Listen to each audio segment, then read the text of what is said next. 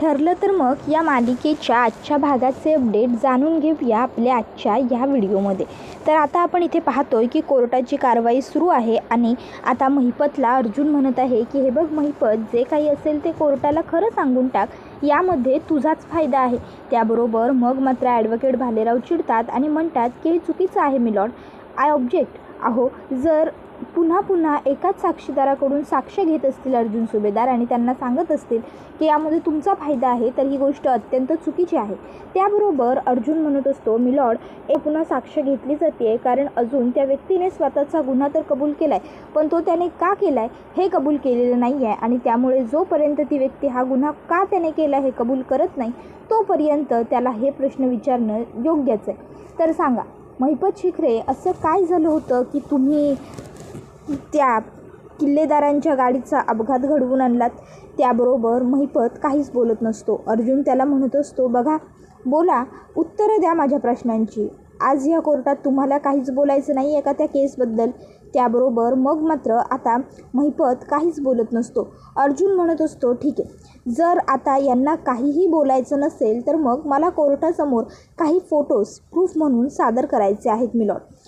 त्याबरोबर लगेच जज साहेब परमिशन ग्रँटेड असं म्हणून अर्जुनला परवानगी देऊन टाकतात. अर्जुन चैतन्याकडे येतो आणि चैतन्याला म्हणतो, मला ती आपली पाटील केस सुरू आहे तिचे फोटो दे. त्यावर तो म्हणतो, काय? अरे, त्या केसचे फोटो इथे कशाला हवेत अर्जुन? त्यावर अर्जुन म्हणतो, सांगतोय तेवढं कर, फोटो दे, ॲन्व्हलप पण दे. मग चैतन्य त्याला फोटो देतो. अर्जुन ते फोटो घेतो आणि हातात एक ॲन्व्हलप घेतो, ॲन्व्हलपमध्ये फोटो भरत असतो. आता सायलीला कळत नसतं की हे कसल्या फोटोबद्दल बोलत आहेत. रविराज काकासुद्धा तिला विचारतात, सायली, अगं कसले फोटो? सायली म्हणते, काका, मलासुद्धा काही माहीत नाही आहे, बघूयात ना आपण. अर्जुन हा चैतन्याला म्हणतो, चैतन्य दे फोटो आणि ॲन्व्हलप. चैतन्य अर्जुनच्या हातामध्ये फोटो आणि ॲन्व्हलप देतो. अर्जुन आता ते फोटो घेऊन जातो. चैतन्याला मात्र इकडे खूप जास्त टेन्शन आलेलं असतं. तर आता जज साहेब अर्जुनकडे बघत असतात. सगळ्यांनाच क्युरिओसिटी असते की ते फोटो कसले असतील नेमके. तर महिपतला इकडे आठवतं की अर्जुनने त्याला साक्षीचे 2 फोटो दाखवले होते आणि तो म्हणाला होता की बघ, आता जर तू खरं बोललास तर ठीक आहे, नाहीतर कोर्टात मी साक्षी जिवंत आहे हे खरं सांगून टाकेन.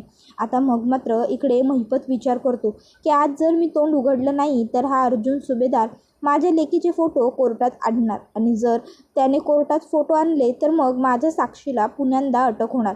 नाही, असं व्हायला नको, असं व्हायला नको. अर्जुन म्हणतो, मिलॉर्ड, जर यांना काही बोलायचं नसेल तर मी हे कोर्टात पुरावे म्हणून फोटो देतोय आणि मग तो फोटो द्यायला चाललेलाच असतो. तर इकडे महिपत विचार करतो की नाही, काहीतरी केलं पाहिजे, काय करू, काय सांगू की नको. अर्जुन म्हणत असतो, हे फोटो आहेत असं म्हणत आता अर्जुन पुन्हा विचार करतो की हे तुम्हीच बघून घ्या आणि मग तो लगेचच म्हणतो, बरोबर ना, देऊ ना मी कोर्टात हे फोटो? विचार कर महिपत आता इकडे लगेचच अर्जुनचे शब्द आठवतो की जर तू खरं बोललास तर मग मात्र मी साक्षीला काही होऊ देणार नाही, मी तिच्या वाटी जाणारच नाही. मग मात्र आता अर्जुन म्हणतो, मी प्रूफ म्हणून हे फोटो सादर करतोय आणि मग आता तो पुरावा म्हणून फोटो द्यायला चाललेला असतो. आता महिपतला आठवत असतं की अर्जुनने त्याला डील दिली होती, मी तुला आणि साक्षीला वाचवेन पण तू कोर्टात खरं बोल. मग मात्र आता महिपत हा पटकन खरं बोलतो, मीच केला होता त्या गाडीचा अपघात, मीच आहे या सगळ्याच्या मागे, मी केला होता अपघात. त्याबरोबर आता मी अपघात केला होता एवढं तरी नागराजने महिपतच्या तोंडून ऐकताना नागराज मात्र घाबरतो. नागराजला वाटतं हा पुढे काही बोलतो की काय अजून. त्याबरोबर अर्जुन म्हणतो, हे तुम्ही याआधीही सांगितलेलं आहे या कोर्टात, आता पुन्हा तेच ऐकायचं नाही आहे कोर्टाला, मला त्या पुढेची गोष्ट जी काही आहे ती सांगा. त्याबरोबर अर्जुन पुन्हा महिपतला लगेचच ते ॲन्व्हलप दाखवतो. महिपतला तो सांगतो आणि पूर्ण सांगा आणि खरं सांगा, त्या दिवशी काय घडलं, का घडलं ते सगळं. मग आता लगेचच महिपत म्हणतो की हो, मीच घडवून आणलं होतं तो अपघात आणि ह्या नाग्यानेच दिली होती मला त्याची सुपारी. त्या दिवशी त्या किल्लेदारच्या पुतण्याचा म्हणजे त्या अर्जुन सुभेदारचा वाढदिवस होता आणि त्या दिवशी किल्लेदारची सगळी फॅमिली त्या वाढदिवसासाठी गेलेली होती. फॅमिली तिकडे असताना वाढदिवसाचं सेलिब्रेशन पूर्ण झालं, पार्टी संपली की गेम वाजवायचा असं आमचं ठरलं होतं. ते लोक तिकडे पोहोचल्यानंतरच मला नागोबाने फोन केला आणि सांगितलं की आम्ही लोक इकडे पोहोचलो आहे. आता येताना दादाच्या गाडीचा गेम ओव्हर कर. काहीही झालं तरी आज दादा वाचता कामा नये ह्या सगळ्यातनं, असं मला त्याने सांगितलं होतं. मग काय, जेव्हा ते लोक निघाले तेव्हा त्यांच्या गाडीचा गेम करायचं ठरवलं. मी त्या नागोबाला शब्द दिला 113% त्यांचं काम होणार असं. मग मी एक ड्रायव्हर आणि एक ट्रक माझा अरेंज केला होता. बाबू नावाचा ड्रायव्हर होता, पण ऐन टायमावरती तो ट्रक बंद पडला. मग ही गोष्ट त्याने मला फोन करून सांगितली, पण आता ऐन टायमावर ट्रक बंद पडल्यामुळं मी दुसऱ्या ट्रकची व्यवस्था करू लागलो. त्यावेळी नागराज मला म्हणाला की तू राहू दे, माझ्या ओळखीचं एक आहे, मी त्याला सांगतो. मग त्याने रमेश नावाच्या त्या माणसाकडनं ट्रक मागवून घेतला. त्यानंतरनं बाबूनं त्या ट्रकचा अपघात केला आणि तो अपघात पूर्ण झाल्यावर बाबूने लगेच फोन करून सांगितलं आम्हाला की तुमचं काम झालेलं आहे, मी काम करून टाकलं आहे. त्याबरोबर मग पुढे तो म्हणत असतो की हे सगळं असंच घडलं आहे. त्याबरोबर आता ॲडव्होकेट भालेराव उठून उभे राहतात आणि म्हणतात, I object me Lord, I totally object. अहो, ह्याला काय अर्थ आहे? नाही म्हणजे कालपर्यंत कोर्टामध्ये एकही शब्द न बोलत असलेले महिपत शिखरे आज कोर्टासमोर हे एवढं काही बोलत आहेत. माझे अशील नागराज किल्लेदार यांच्यावरती सरळ सरळ आरोप करतायत. याला काय अर्थ आहे? कशावरून यांची साक्ष खरेदी केलेली नाही आहे? कशावरून हे सगळं खरंच बोलत आहेत? कशावरून हे सगळं जे आज सांगतायत कोर्टासमोर हे अर्जुन सुभेदार यांच्या दबावाखाली येऊन सांगत नाही आहेत मिलॉर्ड. हे सगळं खोटं आहे. माझ्या अशिलाने असं काहीही केलेलं नाही आहे. मी कोर्टाला विनंती करतो की या सर्व गोष्टी ग्राह्य धरल्या जाऊ नये, कारण कालपर्यंत हा माणूस तोंडातनं एक शब्द काढायला तयार नव्हता आणि आज हा कोर्टासमोर येतो काय, याला अर्जुन सुभेदार काहीतरी सांगतात काय आणि हा कोर्टात एवढं धडाधड बोलतो काय, या सगळ्याचा काय अर्थ घ्यायचा आहे? त्याबरोबर लगेचच आता महिपत चिडतो आणि म्हणत असतो, ए टाकल्या, मी खोटं बोलत नसतो, मी जे बोलतोय ते खरं आहे, समजलं ना? त्याबरोबर लगेचच आता भालेराव त्याला म्हणतात, नाही ते सगळं आहे ना जजसाहेब ठरवतील. त्याबरोबर मग मात्र आता महिपत म्हणत असतो की मी जे बोलतो आहे ते खरं आहे, मी खरं बोलतो आहे जजसाहेब, 113% खरं, खोटं मी बोलत नाही आहे. त्याबरोबर मग आता पुढे तो सांगतो, मी आत्ता जे सांगितलं ते सगळं खरंच आहे. तर आता भालेराव म्हणत असतात की जजसाहेब, अहो याने सांगितलं मी खरं बोलतो आहे आणि आपण कोर्टाने याच्यावर विश्वास ठेवला, ही गोष्ट चुकीची नाही आहे का? कितपत बरोबर करतो आहे आपण? मला वाटतं की आपण यांच्यावरती असा विश्वास ठेवायला नको. आपण कोर्टात काहीतरी पुरावे आणखीन घेतले पाहिजेत आणि हे खरं बोलत आहेत याचेसुद्धा पुरावे असले पाहिजे. साक्षीदाराच्या साक्षीवरती आपण निर्णयाच्या निष्कर्षापर्यंत नाही पोहोचू शकत. अर्जुन म्हणतो, पण तुम्हाला असं का वाटतं ॲडव्होकेट भालेराव माझ्याकडे पुरावे नसतील असं? त्याबरोबर मग मात्र ॲडव्होकेट भालेराव आणि सगळ्यांनाच प्रश्न पडतो, बापरे अर्जुनकडे आता काय पुरावेत? तर दुसऱ्या बाजूला आता सचिन हा अस्मिताला घेऊन बेडरूममध्ये येतो. हळू ये, सावकाश ये अस्मी, सावकाश, थांबा 1 मिनटं. आणि मग तो तिच्यासाठी बसायला उशा वगैरे व्यवस्थित लावतो आणि तिला म्हणतो, ये अस्मी, आता सावकाश निवांत याच्यावरती बस. अस्मिता आता निवांतपणे बसते. आता सचिन तिला म्हणत असतो, अस्मी आता रिलॅक्स वाटते ना तुला, तू ठीक आहेस ना? अस्मिता होकार देते. सचिन म्हणतो, अस्मी आता जे घडून गेलं त्या सर्व गोष्टींचा विचार पुन्हा नाही करायचा. आपल्या बाळाला आणि तुला त्रास झालेला मला नाही चालणार. आता तू छान आनंदाने जगायचं. अस्मिता म्हणते, सचिन तू एवढी मोठी चूक केली होतीस ना की ते विसरणं मला खरंच आयुष्यभर शक्य नाही आहे रे. ती गोष्ट मला आयुष्यभर चालत राहील. पण ठीक आहे, मी आता सगळं काही विसरून पुन्हा एकदा नव्याने जगायची, नव्याने तुझ्याबरोबर आयुष्य व्यतीत करायची इच्छा तर दर्शवली. आता पुढे सगळं व्यवस्थित होईल. आपलं बाळ ह्या जगात आल्यावर सगळं छान होईल अशी एकच आशा आहे. सचिन आता घडलेलं सगळं मागचं जुनं विसरून आपण ना आपल्या बाळाच्या स्वागताची तयारी करूया. अगदी आनंदाने आपण आपल्या बाळाला वेलकम केलं पाहिजे ना, त्यासाठी सगळं छान करायला हवं, समजलं ना? आता घडून गेलेल्या जुन्या सर्व गोष्टी, सर्व चुकीच्या गोष्टी ह्या सर्व मला मागे सारायच्या आहेत. तुझ्याबरोबर मला पुन्हा एकदा नव्याने आयुष्याची सुरुवात करायची आहे. कळतं आहे ना तुला? सचिन म्हणतो, हो अस्मी, थँक्यू सो मच. तू माझ्याबरोबर पुन्हा संसार करायला तयार झालीस. अस्मी तुझ्याशिवाय मी कोणाचाही विचार करू शकत नाही गं. मग सचिन मनात म्हणतो, चला ही तर खिशात आली, पण सॅम कुठे आहे हेही जर कळलं असतं तर जरा बरं झालं असतं. आता अस्मिता त्याच्याकडे बघते आणि त्याला काय झालं विचारते. सचिन तिला म्हणतो, नाही काही नाही. त्याबरोबर दुसऱ्या बाजूला अर्जुन म्हणत असतो, काय झालं ॲडव्होकेट भालेराव, घाबरलात? जज साहेब, मी कोर्टात माझ्या हातात पुरावे असल्याशिवाय कधीच उभा राहत नाही आणि आत्तासुद्धा माझ्याकडे पुरावा आहे. तर महिपत शिखरे यांचा फोन मला कोर्टात सबमिट करायचा आहे. महिपत शिखरे, तुम्ही एवढे मोठे गुंड आहात, एवढे मोठे बिल्डर आहात, तुमच्याकडे साधा फोन नाही आहे. किडनॅप जेव्हा हे झाले तेव्हा यांच्याकडे फोन नव्हता मिलॉर्ड. त्याबरोबर महिपत म्हणतो, मी किडनॅप झालो होतो आणि तसंही मी ते हे झालं म्हणजे मी ना या नाग्याने किडनॅप केलं होतं, मला सरळ सांगायचं झालं तर. त्यावर आता सगळे म्हणतात, काय म्हणताय बापरे, सांगा मग कोर्टाला पुन्हा तेव्हा काय घडलं होतं ते. असं आता अर्जुनने म्हटल्यावर मग लगेच महिपत पाडा वाचायला सुरुवात करतो नागोबाच्या काळ्या कृत्यांचा. अर्जुन म्हणतो, तर मिलॉर्ड, यावरून हेच सिद्ध होतं की नागराज यांनी महिपत जेव्हा तोंड उघडेल असं त्यांना लक्षात आलं तेव्हा त्यालाही कोंडून ठेवलं होतं.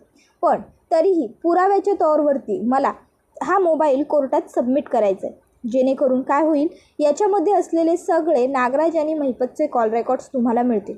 त्याचबरोबर जेव्हा सुपारी दिली होती ना नागराज किल्लेदारने, तेव्हा महिपत शिखरेने त्या गोष्टीचं रेकॉर्डिंग करून ठेवलं होतं.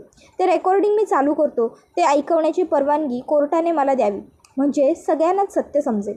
परमिशन ग्रँटेड असं जजसाहेब म्हणतात. त्याबरोबर अर्जुन लगेचच ते रेकॉर्डिंग सुरू करतो. त्यामध्ये नागोबा म्हणत असतो, हा महिपत बोल ना. महिपतला लगेचच रिप्लाय मिळतो, बोल रे बोल. त्याबरोबर महिपत म्हणतो, अहो असं काय करत आहे तुम्ही नागराज शेठ, काय सुरू आहे तुमचं? तुम्ही मला म्हणलं होतं की नाही तुमच्या त्या भावाच्या गाडीचा अपघात काढायचा, मग तुम्ही मला पैसे देणार होता. मग पैसे कुठं आहेत अजून तुमचे? आता तो तुमचा भाव जगला, त्यात मेला नाही, त्यात माझा काय दोष? मी तर आता माझ्या परीनं प्रयत्न केला की गाडीचा अपघात तर मी घडवून आणला होता, मग त्या कामाचे पैसे तर तुम्ही मला दिले पाहिजे. नाही, सगळं ठीक आहे, पण तुम्ही अजून पैशांचा काही विषय काढलेला नाही. त्याबरोबर आता इकडे प्रतिमात्या तर ढसाढसा रडू लागतात.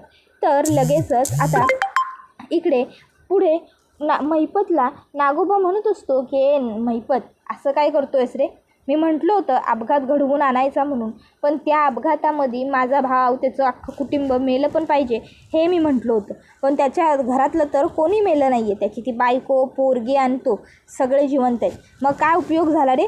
हां, काय उपयोग झाला काय तुझा ते सगळं करून? हां, काही उपयोग झालेला नाही आहे.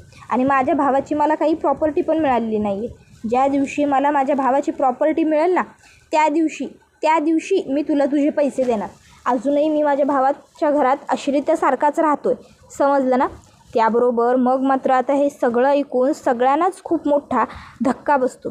तर आता जजसाहेब म्हणतात, तर ह्या कोर्टामध्ये आज अर्जुन सुभेदार यांनी जे काही साक्षीदार, जे काही पुरावे सादर केले, त्यानंतर कोर्ट या निष्कर्षापर्यंत पोहोचत आहे की आता ॲडव्होकेट अर्जुन सुभेदारांच्या म्हणण्याप्रमाणे, त्याबरोबर दुसऱ्या बाजूला आता इकडे कल्पना ही फेऱ्या मारत असते. पूर्णाजी तिला म्हणतात, कल्पना अगं किती फेऱ्या मारशील, अशा फेऱ्या मारून मारून काय प्रश्न सुटणार आहे का आपला? कल्पना म्हणते, तुम्ही पूर्णाई मला ना एखादी जादूची कांडी असेल ना जर हा प्रॉब्लेम सॉल्व करण्यासाठी, तर ती द्या मला, पण मला ना हा प्रॉब्लेम सॉल्व करायचा आहे. अहो का कळत नाही आहे अस्मिताला तिच्या भल्याचं? ती कधी स्वतःचा विचार करणारच नाही आहे का? स्वतःच्या सुखाचा विचार तिला नाही करता येणार आहे का? अहो तो सचिन, त्याने तिला फसवलं आहे, पण तरीही तिला सचिनबरोबरच राहायचं आहे. त्याबरोबर मग पूर्णाजी कल्पनाला म्हणते, कल्पना ये इथे बस. कल्पना तिकडे येऊन बसते. पूर्णाजी कल्पनाला सांगते, अगं कल्पना, आता आपण काय करू शकतो? तिने ह्या गरोदरपणाच्या दिवसामध्ये जो निर्णय घेतला आहे, आपल्याला त्याचा असा अनादर करून नाही चालणार, आपल्याला त्याची चेष्टा नाही करता येणार. कल्पना म्हणते, म्हणजे काय आपण हे असं चालू ठेवायचं? त्यावर मग पूर्णाजी म्हणत असते की कल्पना ऐक, मी काय सांगते तुला ते मला सांग. आपण लहानपणापासून मुलींना काय शिकवतो? संसार आणि कुटुंब म्हणजेच सर्वस्व, संसार आणि कुटुंब म्हणजेच बाईचं सुख, संसारापेक्षा महत्त्वाचं बाईसाठी काहीच नाही, करावं लागेल तेवढी तडजोड करायची, वाटेल ते सहन करायचं, पण संसार मात्र करायचा, संसार मात्र सोडून द्यायचा नाही. नवरा म्हणजे परमेश्वर, नवरा म्हणजे देव. मग आता तिच्या मनावरही तेच बिंबलं आहे ना. अगं अस्मिताच काय, अस्मितासारख्या कितीतरी हुशार शिकलेल्या मुली, सुशिक्षित मुली, कधीकधी तर नोकरी करणाऱ्या मुलीसुद्धा कुठेतरी स्वतःच्या मनात काहीही होत असलं तरीही नवऱ्याला माफ करून प्रत्येक वेळी संसाराचा गाडा हाकतच राहतात गं. कारण मनावरती लहानपणापासून बिंबलं आहे, संसार हा केलाच पाहिजे, संसार हा झालाच पाहिजे. मग त्यामध्ये काय होतं ना, मुली स्वतःला महत्त्व कमी देतात आणि संसार वाचवतात. आणि अस्मिताच्या बाबतीतही तेच घडतं आहे. कल्पना म्हणते, अहो आई, पण हे आपण कधी शिकवतो मुलींना? जेव्हा नवरा चांगला असेल तेव्हा हे सगळं करायचं असतं, पण इथे तर सगळं उलटंच आहे. मग त्यावर पूर्णा आजी म्हणते, मला सगळं कळतं आहे, पण सध्या आपल्याला अस्मिताला व्यवस्थित वाटणं महत्त्वाचं आहे की नाही. मग आता जेव्हा अस्मिताच्या बाळाची डिलिव्हरी होईल, अस्मिताचं बाळ जेव्हा ह्या जगात येईल ना, त्याच्यानंतरच काय करायचं आहे सचिनच्या आणि अस्मिताच्या नात्याचा, त्याचा आपण निर्णय घ्यायचा. त्यावर कल्पना म्हणते, म्हणजे तोपर्यंत सचिन याच घरात राहणार? त्यावर पूर्णा आजी म्हणते, हो, कारण आपल्याकडे दुसरा कुठलाही पर्याय नाही आहे. आपल्याला सध्या अस्मिता महत्त्वाची आहे. त्या सचिनचं काय एवढं, त्याच्याने काय फरक पडत नाही आहे आपल्याला, पण अस्मितासाठी आपल्याला हे एवढं तरी करावंच लागणार आहे. तर दुसऱ्या बाजूला आता इकडे अर्जुन हा कोर्टाच्या निकालाची वाट बघत असतो आणि जजसाहेबांना तो म्हणत असतो, जजसाहेब, मला कोर्टाला एक विनंती करायची आहे. जजसाहेब अर्जुनला परवानगी देतात. अर्जुन कोर्टाला म्हणत असतो की नागराज किल्लेदार हे फक्त या हादस्यापुरतं गुन्हेगार नाही आहेत, तर यांनी गेली 22 वर्ष स्वतःच्या सख्ख्या भावाची फसवणूक केलेली आहे. गेली 22 वर्ष हे त्यांच्याशी खोटं बोलत आहेत, त्यांना रोज त्रास होईल असं वागता आहेत. यांनी स्वतःची भाऊजाई प्रतिमा हिचा शोध थांबावा यासाठी त्यांची खोटी डेड बॉडी मॅनेज केली. त्या झालेल्या अपघाताबद्दलचा शोध थांबावा यासाठी या माणसाने वारंवार प्रयत्न केले आणि म्हणूनच मी कोर्टाला अशी विनंती करत आहे की कोर्टाने यांना जास्तीत जास्त शिक्षा सुनावावी. कोर्टाने यांना यांच्या प्रत्येक चुकीचं फळ द्यावं, कारण यांनी फक्त एवढंच केलेलं नाही आहे, तर जेव्हा महिपत शिखरे कोर्टात खरं सांगेल अशी त्यांना खात्री वाटली तेव्हा त्यांनी त्यालाही किडनॅप केलं होतं. त्यांची स्वतःची लग्नाची बायको सुमन किल्लेदार, तिला जेव्हा या सर्व गोष्टींबद्दल समजलं तेव्हा त्यांनी तिलाही मारहाण केली. नंतर तिलासुद्धा किडनॅप करून ठेवलं होतं.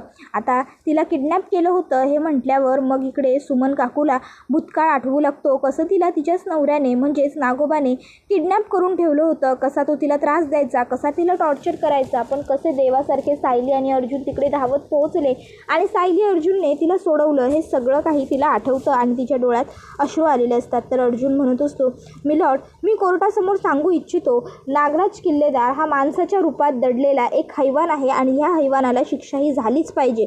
त्याबरोबर नागराज आणि महिपत हे दोघंजणं एकमेकाच्या नजरेत नजर मिळून खुन्नस देऊन बघत असतात. तर कितीही असला, आपला भाऊ असला तरी आपल्या भावाने अशी आपली फसवणूक केली आहे हे कळल्यावर रविराज काका रडत असतात. तर दुसऱ्या बाजूला अर्जुन म्हणत असतो, जजसाहेब, मी विनंती करतो तुम्हाला, तुम्ही जो काही निकाल घ्याल, जो काही निर्णय द्याल तो पूर्ण विचारपूर्वक असावा. त्याबरोबर दुसऱ्या बाजूला आता इकडे प्रिया विचार करत असते की बापरे, नशीब या नागोबाने तोंड बंद ठेवलं. जर याने माझ्याविरुद्ध काही बोलला तर मी काय करणार होते.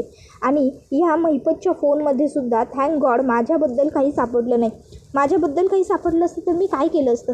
तर दुसऱ्या बाजूला आता जजसाहेब म्हणत असतात, तर कोर्टात सगळे साक्षी पुरावे सगळं सादर झाल्याच्या नंतर कोर्ट शेवटी या निर्णयापर्यंत पोहोचलेला आहे की ॲडव्होकेट अर्जुन सुभेदारांचे अशील म्हणजेच ॲडव्होकेट रविराज किल्लेदार यांना मारण्याचा प्रयत्न नागराज किल्लेदार यांनी केलेला आहे आणि त्यांची साथ महिपत शिखरेंनी दिलेली आहे. त्यामुळे नागराज किल्लेदार यांना जन्मठेपेची शिक्षा होती आहे, तर महिपत यालासुद्धा जन्मठेपेची शिक्षा होती आहे. त्याबरोबर आता जजसाहेबांनी हा निकाल दिल्यावर मग मात्र आता सगळ्यांना खूप जास्त आनंद झालेला असतो. सगळेजण आनंदी असतात, तर महिपत याला मात्र काहीही फरक पडत नसतो. नागराजला स्वतःला तुरुंगवास भोगावा लागणार यापेक्षा जास्त महिपतला जेल झाली या गोष्टीचा आनंद होतो. तर इकडे आता सुभेदार आणि किल्लेदार हे सगळेच सुखावले जातात, कारण नागराजला त्याच्या पापाचं फळ मिळालेलं असतं. त्यानंतर अर्जुन आणि चैतन्य बाहेर बोलत असतात. चैतन्य म्हणत असतो, अर्जुन, अरे त्या दुसऱ्या केसचे तू जेव्हा माझ्याकडे फोटो मागितलेस ना, तुला काय सांगू, मला केवढं टेन्शन आलं होतं, मी कंप्लीट घाबरलो होतो. म्हटलं अरे या केसचे फोटो हा या केसमध्ये का वापरतोय, काही चाललंय काय नेमकं अर्जुनच्या डोक्यात. अर्जुन म्हणतो की अरे मला एक गोष्ट कंप्लीट माहिती होती चैतन्य, ती म्हणजे काहीही झालं तरी महिपत ते फोटो मी जजसाहेबांना देण्याच्या आधीच स्वतःचं तोंड उघडेल. त्याबरोबर त्या ठिकाणी सायली, प्रतिमा आत्या, सुमन काकू, प्रताप, रविराज काका सगळेच येतात. तर आता लगेचच इकडे सायली म्हणते की आजचा निकाल अगदी आपल्याला हवा तसा आपल्या मनाप्रमाणे लागला, हो ना. त्याबरोबर प्रताप म्हणतो, हो ना, मला तर खूप भारी वाटतंय, हे सगळं तुमच्या दोघांनी करून दाखवलात. त्याबरोबर अर्जुन हा म्हणत असतो की डॅड, अहो जे चुकीचं होतं त्याला न्याय तर मिळणार होताच ना. त्याबरोबर मग रविराज काका म्हणतात, अर्जुन खरंच तू आज ज्या शिताफीने कोर्टात केस लढलास ना, खरंच शाब्बास. शेवटी नागराजला त्याच्या गुन्ह्यांचं फळ तू मिळवून दिलंसच. त्याबरोबर इकडे सुमन काकू म्हणत असते, ते सगळं झालंच, पण एका गोष्टीचं खूप वाईट वाटतं आणि ते म्हणजे हे सगळं माझ्याच वाटायला का, माझ्याच नशिबात का. त्यावर रविराज काका आता सुमन काकूला म्हणतात, हे बघ सुमन, जे झालं ते तू विसर असं मी नाही म्हणणार, पण अगं उलट नागराज तुझा नवरा असूनही तू सत्याच्या बाजूने उभी राहिलीस, सत्याची कास नाही सोडलीस. उलट तुझ्यामुळे आज नागराजला शिक्षा झाली आहे. या सगळ्यामध्ये तुझा खूप मोठा वाटा आहे, हे तू लक्षात ठेव. तर अर्जुन रविराज काकांना म्हणत असतो, सिनियर अगदी खरं बोललास. त्यानंतर रविराज काका अर्जुनला म्हणतात, आणि अर्जुन हो खरंच तू सुद्धा खूप छान काम केलंस हो. आज तू एक मिसाल बनलेला आहेस प्रत्येक वकिलासाठी. खरंच तू इतकं छान काम केलं आहेस ना, की तुझ्यासारखं गुन्हेगाराला बोलता करता आलं पाहिजे प्रत्येक वकिलाला. अर्जुन म्हणत असतो की all credit goes to you. तुझ्यामुळेच तर झालं आहे ना हे सगळं सिनियर. तू मला शिकवलंस आणि म्हणूनच मी हे एवढं सगळं करू शकलेलो आहे. इतक्यात त्या ठिकाणी आता लगेचच नागोबा येतो. नागोबा म्हणतो, मी वरच्या कोर्टात अपील करेन आणि सुटेन अर्जुन, तू मला फार काय डांबून नाही ठेवू शकत. अर्जुन म्हणतो, ठीक आहे कर, कुठल्या कोर्टात अपील करायचं आहे ना तुला ते कर. तू कुठेही अपील केलंस तरी तुला मी जेलमधनं बाहेर सुटू देणार नाही, हा शब्द आहे माझा. त्यानंतर प्रिया आता नागोबाला भेटायला जेलमध्ये आलेली असते. नागोबा तिला म्हणत असतो, प्रिया एक गोष्ट लक्षात ठेव, मी महिपतला तर माझ्याबरोबर घेतलं आहे, तुलासुद्धा मी सुखाने सोडणार नाही, तुलासुद्धा मी माझ्याबरोबर घेणारच. तर इकडे अस्मिता आणि सचिन हे दोघंजणं बाहेर येतात आणि आता त्या दोघांना घरात बघून अर्जुन, प्रताप सगळेच जण चिडतात. प्रताप म्हणतो, अरे हा काय करतो या घरामध्ये. तर अर्जुन म्हणत असतो, तू काय करतोयस इथे, तुला हकललं होतं ना डॅडनी घराच्या बाहेर हाताला धरून, मग तू पुन्हा का आलास आमच्या घरात. त्याबरोबर मग मात्र आता अस्मिता अर्जुनवरती आवाज चढवते आणि म्हणते, अर्जुन. त्याबरोबर मग अर्जुन म्हणतो, अस्मिताई काय आहे हे सगळं. अस्मिता म्हणते, अर्जुन मी सचिनबरोबर पुन्हा एकदा नव्याने आयुष्य जगायचं असा निर्णय घेतला आहे. हे ऐकून सगळ्यांनाच खूप मोठा आश्चर्याचा धक्का बसतो. त्यानंतर अर्जुन आणि सायली वरती बेडरूममध्ये येतात. आता अर्जुन आणि सायली खोलीत आल्याच्यानंतर मग सायली ही आनंदी असते की त्यांच्या बाजूने निकाल लागला आहे, पण ती विचारते शेवटी, अहो मला एक गोष्ट कळली नाही की तुम्ही असे कसले फोटो कोर्टात सादर करणार होतात की ते बघून महिपत खरं बोलला. त्याबरोबर मग मात्र आता अर्जुनची बोलती बंद होते. त्याबरोबर हा व्हिडिओ इथेच संपतो. व्हिडिओ आवडला असेल तर व्हिडिओला लाईक करा, चॅनलवर नवीन असाल तर चॅनलला सबस्क्राईब करा आणि बेल आयकॉन आठवणीने प्रेस करा, जेणेकरून तुम्हाला पुढच्या प्रत्येक व्हिडिओचं नोटिफिकेशन मिळत जाईल आणि सर्व व्हिडिओंचा आनंद हा अगदी उत्तम पद्धतीने